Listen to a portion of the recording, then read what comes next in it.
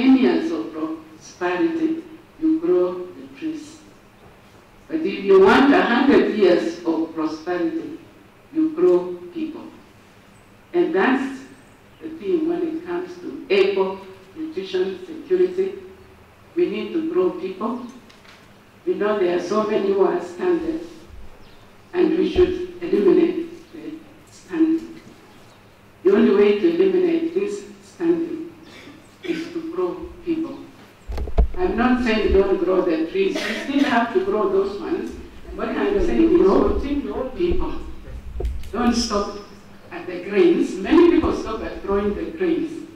Then a few of us continue to grow trees, like we have done here. And then very few go to growing people.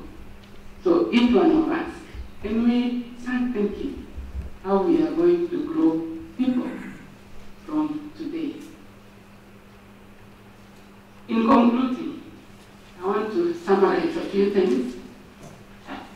Nutrition is very key. So we have to debate with those people who are saying nutrition is useless. It's very key. Because if you have people who are healthy, who have nutrition security, we can then continue with our economic development. You cannot equate security with the grains, the silos that we have. No. Remember, we say these are micronutrients. So we need a life cycle approach. We need to tackle all the three: malnutrition, undernutrition, obesity. That's the triple burden. We need to develop nutrition sensitive agriculture. For those who are in agriculture, are you developing nutrition sensitive agriculture and biodiversity? And we need to focus on eco-nutrition for sustainability. So maybe as I ending, I want to take this opportunity to thank His Excellency, the President, for introducing food security. And I'm calling it food and nutrition security as one of the 4 pillars. You can imagine he could have chosen others, but it's there. Ours now is to ensure that we now go for our right. And we see that there is nutrition security. Not just the number of grains we have, but we also look at the micronutrients that we have, see how we can boost the micronutrient levels in our crops so that we can have a better tomorrow for us and for the future generation. So thank you so much for listening. I have tried to touch both nutrition and food, but the way I've seen in the book of abstracts, there is a lot that is being discussed, and I'm hopeful that there will be a lot from this conference that will contribute to this pillar of food and nutrition in our country. Thank you, and God bless you. Yes, I appreciate this great lady. She's a grandmother of the university. Let's give her a standing ovation. This lady is young. Can you imagine in a presentation where you don't even need a dictionary to define any word, put very simply? Professor Mayon, take the podium. Take us through the plenary session. Let's give it 15 minutes. Let's appreciate Professor Mayon. Thank you so much. Thank you so much, Professor Sigot, for that good, inspiring presentation. You have learned so much from my side, and I want to believe that I'm going to implement. Just to say something that she has said, that people enjoy eating, but what is important is what do we eat? And this reminds me one time when I went to Germany, I was told to carry the traditional food. So what I did, I had to carry ugali and also the insect. So when I reached there, with a friend of mine from Zimbabwe, so we had to cook ugali and the insect. But when it took the time for eating, our colleagues from the other world were not ready to eat our food. So we had to eat our insects and our organic. But I'm happy that from the presentation, it's like the focus should be what should we do so that we can enhance our nutrition. So thank you so much, Prof. I would not want to take more time, but I want to say that I know that you have more questions that you will ask.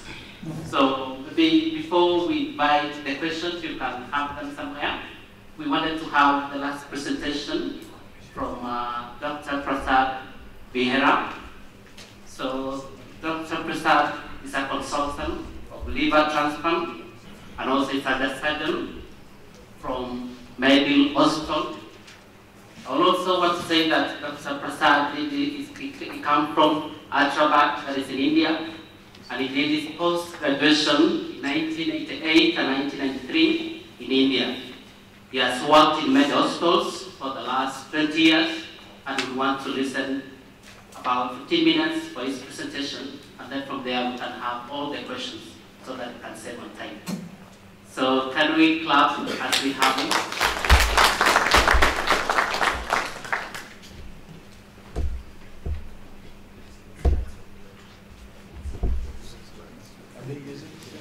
Yeah, he has slides.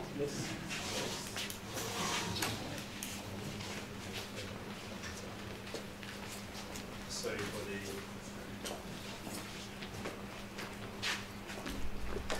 Thanking everyone, the chairpersons, the organizers, colleagues and the students for giving me this opportunity. As Professor Segat already mentioned about the nutritional security, the environmental elements leading to different diseases, different health problems, and liver is no exception, my dear friends. If you see the diseases of the liver, the last 4 decades, there is an enormous increase on the load of the liver, and most of them are environmental, food, and infection. So if you see the incidence of liver cirrhosis, liver failure, 4 decades back, hardly we used to see, but now plenty. And liver is a big factor in our body. It produces a lot of essential elements, including some of the nutrients. And it's also a factory which detoxifies a lot of toxins. So if one organ which goes, you are gone for a 6, that is liver. And to replace it is a very, very challenging thing, unlike the heart and other issues where you have the solutions which are quite easy. A kidney failure, you can easily transplant, do a kidney transplant. But liver, to change the liver, very, very difficult. So in this context, I will just give you a brief introduction about what are all the different diseases of the liver and how far we stand in the present context as regarding the liver transplant. And in Kenya, I have come to start this program. I don't know how much I will be successful. So moving to the first slide.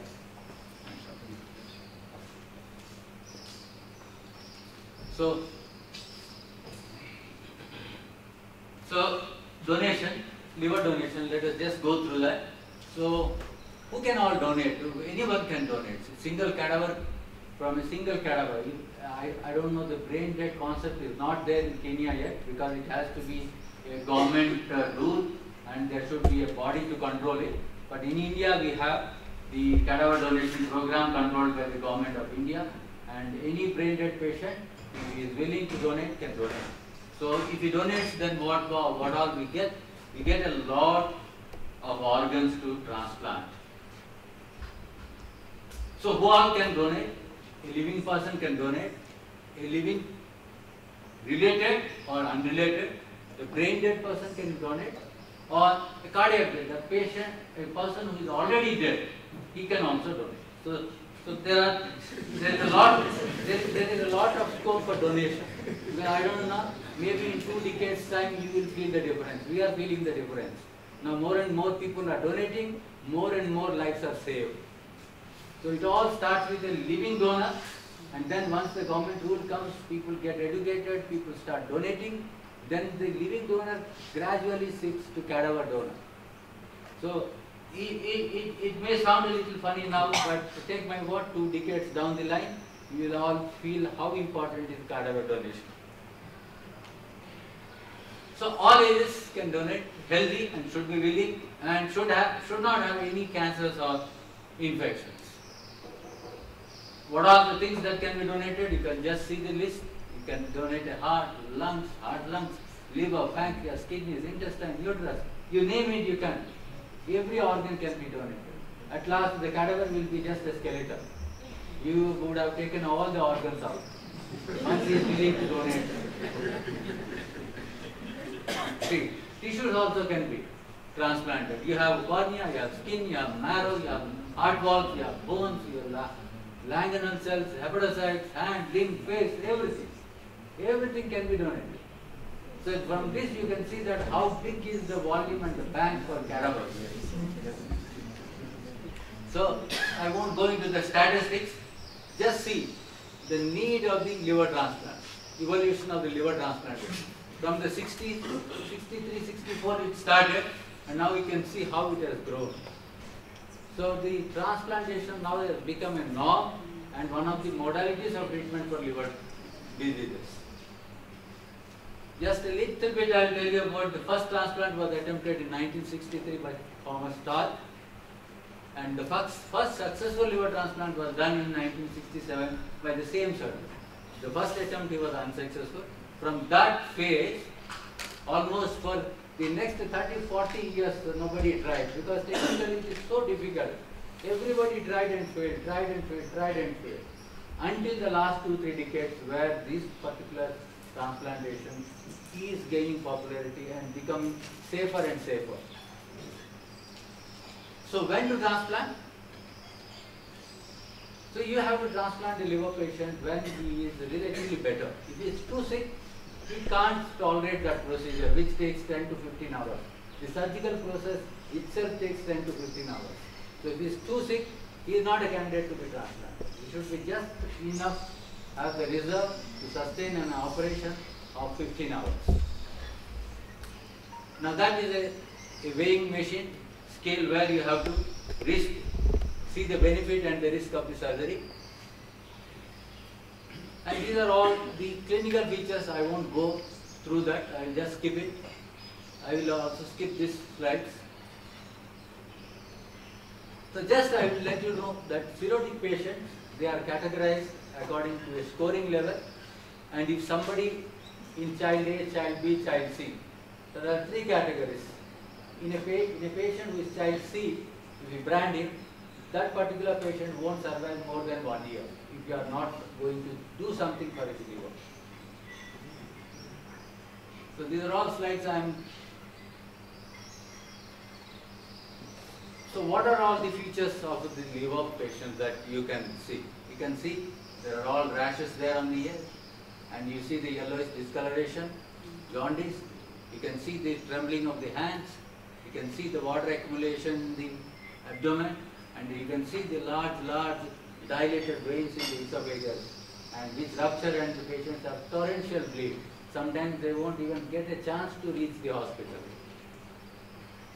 So this is you are seeing a normal liver this side and a nodular liver. That is all nodular. You can see the nodularity there. That's because the liver has become fibrosed due to repeated infections. And if you see the chronic liver disease, for some time they are compensated, and then they become decompensated, and finally they die. So what happens when a patient is having a cirrhosis? You have a portal hypertension. Portal hypertension is nothing but high blood pressure in your intestines. High pressure in the intestine, which leads to rupture of the vessels, which leads to bleeding from either the esophagus or from rectum. And liver also is a detoxifier, as I said.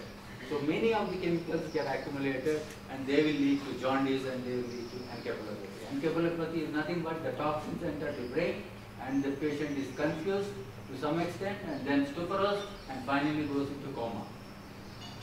So these are all what can happen in patients with liver disease. So as I said, confusion, drowsiness, somnolence, and then ultimately can lead to coma. So I'll leave all this. Now coming to what are the causes of end-stage liver disease? So you can just see here. See, alcohol contributes to around 25% of the patients with liver disease. You can see the hepatitis B, hepatitis C, which is very common here. In fact, I have seen more cases in Kenya than anywhere else. The hepatitis B and hepatitis C. So that also contributes to around, you can see 40% is contributed by that. So it's a huge volume. If you go to the West, it is more alcoholic, but if you come to countries like this, it's more hepatitis B and hepatitis C. And both are preventable. Both are preventable. So if you are telling about security, this is one security the government should initiate to see that the hepatitis B and C is adequately controlled by different mechanisms. And you have tumors also. Tumors is otherwise known as hepatocellular carcinoma. They also contribute to around 20%. So if you see the gamut, there is a big gamut of diseases which all causes ultimately liver failure, needing a liver transplantation.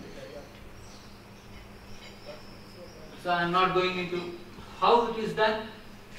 Just a brief here. It's a very, very challenging surgery. In the surgeries, I will put it on the pinnacle. It is the toughest surgery for any institute to do, both technically as well as logistically. Logistically also you need a lot of manpower, and technically also surgeons have to be technically very, very good. That's why for the last 40-50 years this surgery could not take off, because there was none perfecting the techniques. Now the people have perfected the techniques, and that is passing on to the next generation, and now it is becoming refined and more safer. So what you see, just the team, you see, these are all persons necessary. Just go through the list. Surgeons, anesthetists, radiologists, infection disease specialists, hematologists, pulmonologists, cardiologists.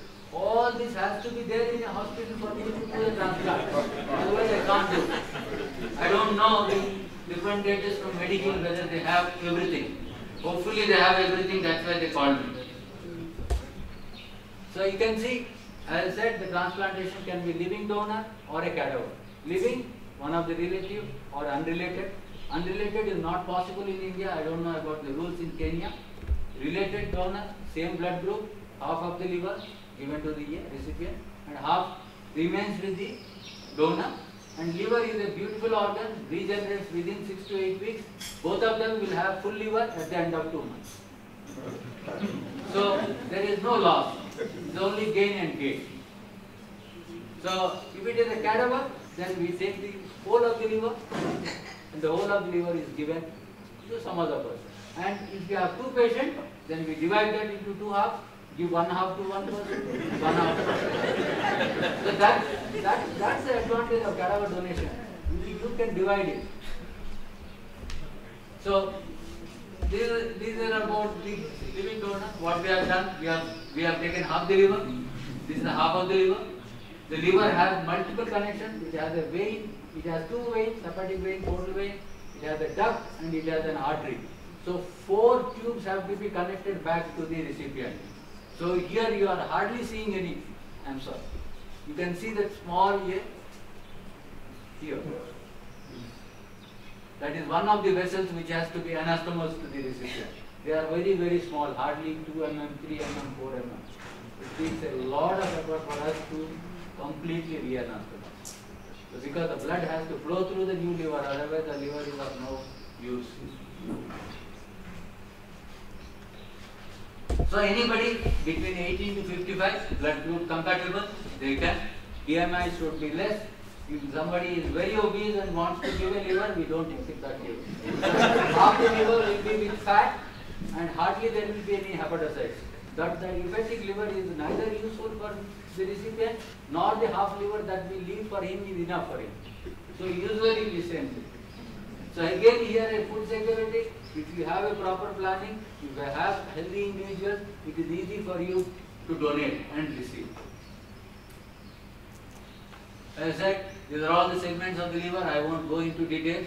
So you can see the setups here, liver transplant setup. You can see so many machines. Hardly an extra person will get the room to enter into there. So it will be clogged with so many people, and all are essential. Everyone has a role to play.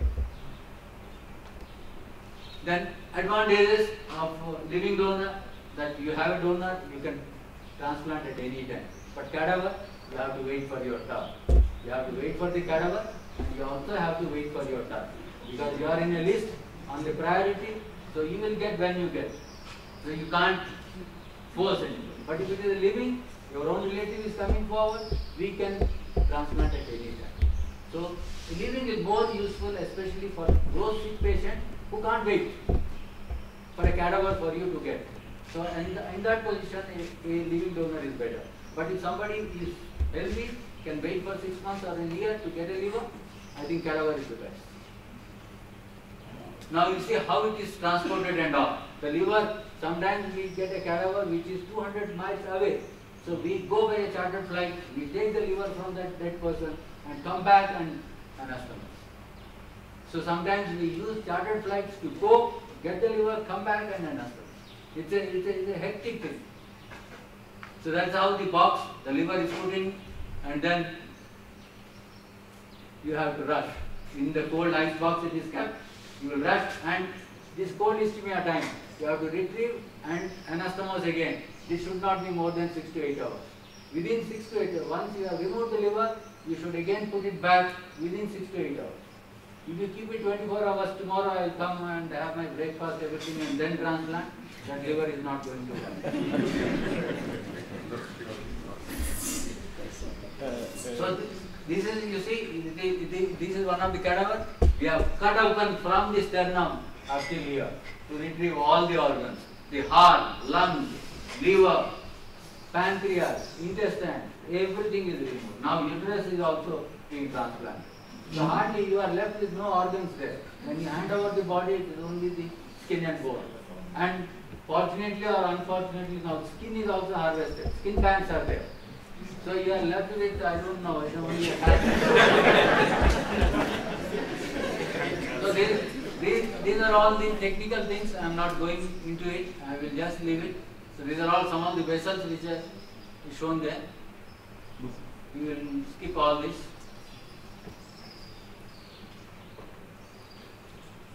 Just give me a minute until I go to specifics. Yeah, liver transplant and hepatocellular carcinoma. I find it relevant in healing. Hepatocellular carcinomas are much common in hepatitis B and hepatitis C. And hepatitis B and hepatitis C, I am also an endoscopist, so I do a lot of endoscopies and colonoscopies. I find a lot, at least 3 out of 10 patients that come to my ear are either hepatitis B or hepatitis C. It is so common here. So I don't know, the government should do something to, this is absolutely controllable. C and B are transmitted through either sexual practices or drug abuse or any of these things. So and also vertical transmission. If the mother is infected, then they vertically transmit to the children. So this is one thing I don't know about here, the immunization program and how good the control is. So again, I am not going into detail. So this is the only cancer in the liver, if it is very early taken out and put a new liver, 100% cure. Just a few decades back, when somebody used to have a liver cancer, 100% death, they were condemned to. But now, 2 decades have changed with the transplantation. The tumor is there in the liver, you remove the liver, you put a new liver, he is 100% cure. They live lifelong. So, if you think about a hepatocellular carcinoma, someone limited disease, please advise them transplant. They have a 100% cure. So, apart from this, before I conclude, is there any nutritional diseases which causes the liver problems? I will say the big yes. If you are an alcoholic, if you are a diabetic, if you are obese, then better check your liver. If it is fatty, then you are definitely going into liver failure over the next 10 years or so. So once ultrasound detects fatty liver, then you need to be following up with your physicians regularly to see that your liver is not going into cirrhotic mode. And not only that, you have to do the nutritional security, change your food habits, lifestyle modifications, and obesity reduction. All these things play a major role. So with this, I conclude a brief introduction about the liver. And nutritionally, I will say definitely there is a big list which can cause the liver disease. And you see environmentally, you have all the infections, hepatitis A, E, B, C, all these can cause liver problems. So B and C cause chronic problems, but A and E can cause acute liver failures and patients can even die. So with this I conclude. Maybe this topic is not very relevant for this particular theme, but I tried my best. Thank you very much. Thank you. Let's appreciate Dr. Professor Mayo, take us. Thank you so much, Prasad. I think we can have our seats here so that we can receive the questions. We have them. Thank you so much. My name is Dr. Catherine Langat. I have a question for Professor Sigot and Dr. I want to find out the status of this spirulina mushrooms, which has really made a big change when it comes to elderly people. I don't know if it is still being produced by your project, because anytime I go home, my father will ask me for those supplements. Number two, that's for Dr. Prasad. You've talked about liver transplant. I want to know what are the chances of survival for the donor and the recipient. Sure. My second question, in Kenya, what is the cost of this surgery? Thank you. Thank you. We can have Dr. Kadian and then Dr. Bina. You follow that one then?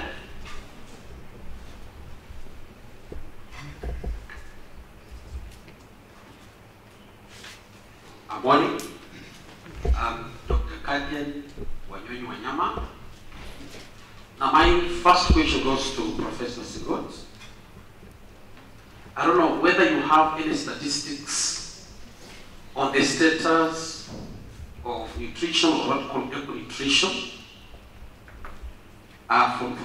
for our country, and how are we faring on as a country? Why I'm also saying this, because most parts of this country, people are actually dying of hunger. So they actually go for food security. Because to me, then we will not talk about nutrition security if we can then not address food security. Somebody is dying. Like I think we saw the clips that were shown. So I don't know what can be done so that food security, as you say, is just a small component of nutrition security, so that the two can be addressed. Because as a country, I think we might not be doing very well. Now, my second question, I don't know whether it's very true, goes to Dr.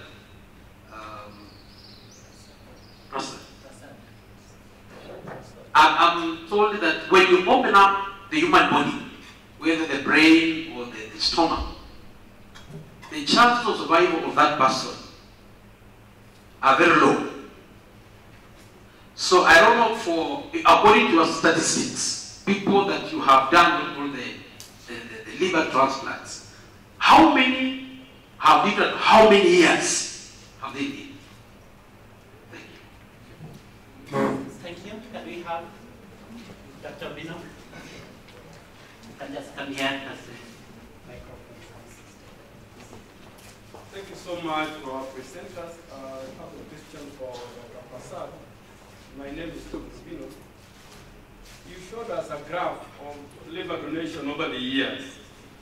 And I realized there was a sudden drop No, that's at the extreme end. I think for 2008. No, that's not the complete year. When the statistics was. Okay. Did that explain So thank you, Professor. Maybe we can have the reaction for the three questions. It's okay, we can have Professor Shibairo. We wanted to have the reaction, and then we'll still pick the last part of the questions. But you can have Shibairo and then... Mine is a single professor. It's close. Could you walk with us on what we may call a good way of eating in a day for an individual in Kenya? You can use yourself as an example. From morning, kindly share to us what kind of research you are doing. Then Tara, just one more. Why is it that when you leave a cancer patient, maybe stage 3 and 4, when we open them and then blast them with radiotherapy and chemotherapy, they tend to die. Than compared to if you just manage, you didn't open, they seem to live longer. Thank you. So thank you. We wish that we gave to Professor Sigot maybe to answer some of the questions. Okay. Thank you. Those were very good questions. For Catherine, we are still going on with the research. We have the products. This one, there is a presentation in one of the parallel sessions. So I'll talk about the products in that session. But we have this one. It's actually a breakfast porridge. It has mushrooms, it has sweet potato, and millet. And we have to add a little bit of milk for those who like milk. So it's actually a whole meal for breakfast. And as Shibairo said, what do I do? This is my usual breakfast every morning. Just a bowl of porridge. Very nutritious. What we did, we had spirulina, which is a microalgae. It grows in water. And we grow the spirulina, we harvest it, dry it, and grind it into a powder. People who don't like the smell of algae, we put it in capsules so they don't smell. And that's what many people have been using. They've been using the spirulina capsules. So it's actually a microalgae. The good thing with it is that it's loaded with nutrients. Like you may have to eat 10 carrots to get the equivalent of a nutrient you get in a teaspoon of spirulina powder. So it's very dense. But we can talk more about it if you come to the session later on. We've also come up with the mushroom soup. And we came up with this because many people like soup. The soup in the market has a lot of salt. This one does not have much salt. You can only add the amount you wish to. And it goes with the spirulina because we don't cook spirulina. So what we normally ask people is, you can make the porridge, you can make the soup, make it lukewarm, and then mix with your spirulina. And you'll see some wonders. So come to most. It's in Milimani. Unfortunately, in our universities, we don't have funds for research. And it's always on paper, but not the real money. So we have been incubating it for a while. And we are trying to see if we can get a private entrepreneur to take over, because the university could not support it much. So that's with the spirulina. The elderly have found it it's good for everybody, including children aged 6 months and above. But the elderly and those who have HIV/AIDS, it has done wonders for them. So most of them come for those products. Now the other question is about the status of nutrition. It's actually bad. In our country, it's very bad. That's why I was saying we always talk of food security, but we don't talk of nutrition security. I wish, now that we have our colleague from the hospital, I wish we could, when you go to the hospital, they give you a prescription for drugs and a prescription for food. Because many of our people are actually ignorant. why is it so hard to have this room here? Because they give you a prescription of, here is a pharmacy. Yeah? Then we have another pharmacy, F this time, that is farm, from the farm. And they give you a prescription of the foods that you should emphasize. If it's the liver or the kidney, there are special foods that will affect your kidney, so that you should avoid those ones. Why do they only give you drugs and then they ask you when to go back for drugs? They don't tell you, go and eat this food here. So that has been our problem in Kenya. And that's why you hear people not talking much about nutrition. And we need to wake up to know that nutrition is really what is going to save our country. So the statistics are there. Like I showed a few where they have indicated, the Bureau of Statistics will have most of these statistics. We are not meeting quite a number of those targets for the SDGs, many of them. So we still need to work very hard to see how we can meet the targets. Then I recommended, I didn't emphasize that if we are talking of ATMs for money, why can we talk of ATMs, or I call it FMs, for food? Why? Why can't we have food banks in our counties? Even Turkana, why can't we have a food bank in Turkana? So that these maize or beans from Washingishu can be going there, and there is a bank somewhere, and it will also be taking care of the nutrition security.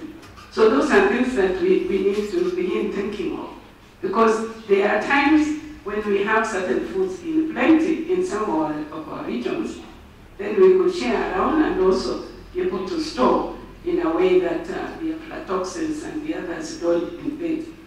Now, the last one. You wanted me to share what I do. I've already mentioned my breakfast.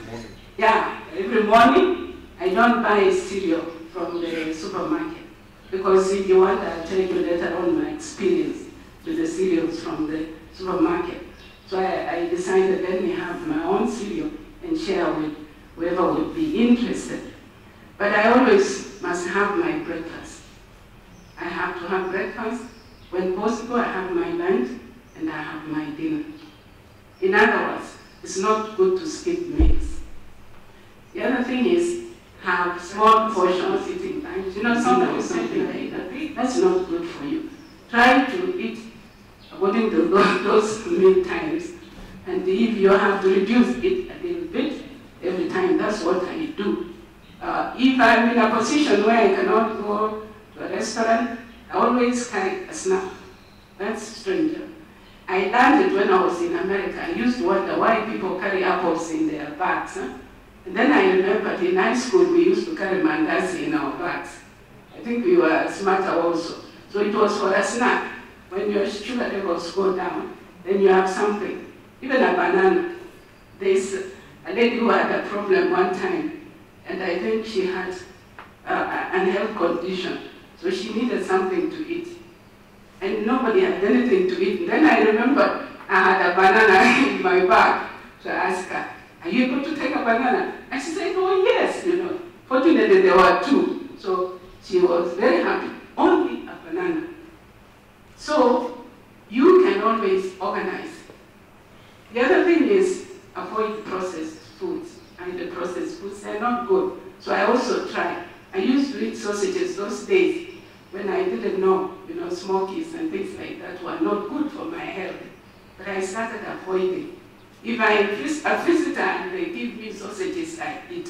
But I don't go out of my way to stop sausages now, because I've known processed foods are almost zero when it comes to nutrients. But anything with food additives, anything with coloring, you avoid. Thank you. We can talk later on and I can tell you others, including eating a balanced meal and also a diversified diet. Thank you. Thank you. So we can have Dr. Prasad. Yeah, the first question was what is the risk for the recipient and donor? So For the recipient, the risk is a mortality of 2 for every 10,000. So if 10,000 persons are donating half of the liver, there is a risk that 2 patients can die. So this is the risk. This risk is as good as walking on the road. The accidents, the accidental deaths are much more than donating a liver. Okay? And then if you ask me, what is the risk for the recipient? The risk for the recipient greatest is the first 30 days, that he should tolerate this procedure. So if he can tolerate the procedure, the surgery and the post-operative period of the 2 weeks, then comes the prognosis. Then most of the recipients, 95 to 98%, they survive at least for a year. So if I have transplanted 100 patients, I am sure that 98 are going to live at least 1 year. And around 90% they survive more than 5 years. And more than 70% survive more than 10 years. And 40 to 50% they survive their whole life. They may die from some other cause rather than the liver cause. Provided if he is an alcoholic, just because his liver has been changed, he feels more energetic, he gets 4 more friends and starts again boozing, then I can't guarantee about that liver. So if he changes his lifestyle and remains loyal to his health, then definitely there is a good chance for him surviving even lifetime. So this is about the risk to the recipient and the donor. And one issue was the cost. Someone asked, I don't know how much it will cost here because we haven't done one. But if you extrapolate the logistics, everything from India, in India it costs anywhere between 2.5 to 3.5 million. 2.5 to 3.5 million. So I don't know how much it will translate to Kenyan currency and how much it will cost. In this, the government has to come forward, the non-profit organizations have to come forward, and the hospitals also have to come forward. So in India we have a lot of non-profit organizations. For example, a child needs a transplant, it will cost 20 lakhs. They raise funds and they come. If the mother is a donor or a father is a donor, finances is never a problem for us there. So something like that has to happen here also. And I am sure it will happen. It will happen. So this is regarding the cost. And answering Professor, your chemotherapy and radiotherapy, if I understood correctly, you were mentioning that these 2 causes more problem to the patient. Yes. I'll let you know. See, I'll give you an example. There are many alcoholics, they drink morning to evening and they don't get any liver damage. That doesn't mean that everyone will do the same thing. His liver is inherently protected. So there are some enzymes, some receptors, something is going on. Like that in cancers also, you have different varieties. For example, cancer of the breast. There are a few where the receptors are different. There are a few where the progesterone is different. The HER2 receptor is different. So the drugs act a different way. 10 years back, a chemotherapeutic drug we didn't know. We used to give it for every patient. So some used to do well, some used to succumb. But now we have enough knowledge. We know that this drug is not going to help that person. We are not giving. So I won't go by that contention that the chemotherapy and radiotherapy are detrimental. Definitely no. For example, you take the liver. If you want to give the radiation to the liver, any tumor will die if you give radiation. But the liver also will die. You will be cured of the tumor, but you will die of liver failure. You can't give that there. But you take the example of a cervix, see a cervix. You give radiation, excellent results. Excellent results. So you can't extrapolate one patient or one example, but if you see science, definitely chemotherapy and radiotherapy are marching forward. Maybe a day will come when we surgeons will be obsolete. We won't have any role to play. At the molecular level, at the deeper root, if you know the cause, if you can just modify the gene, then probably there is no role for us. So let us be hopeful that science should move forward and forward. Thank you. Thank you so much. There was one who was asked, is it true that when you open up a human being, and their life is cut short? No, open up for what? For any subject? Yeah. No. No. Not at all. It is just a myth. If you have a problem, you have to open. If you don't open, then he is anyway going to die. By opening, I have extended his lifespan. So this is just a myth.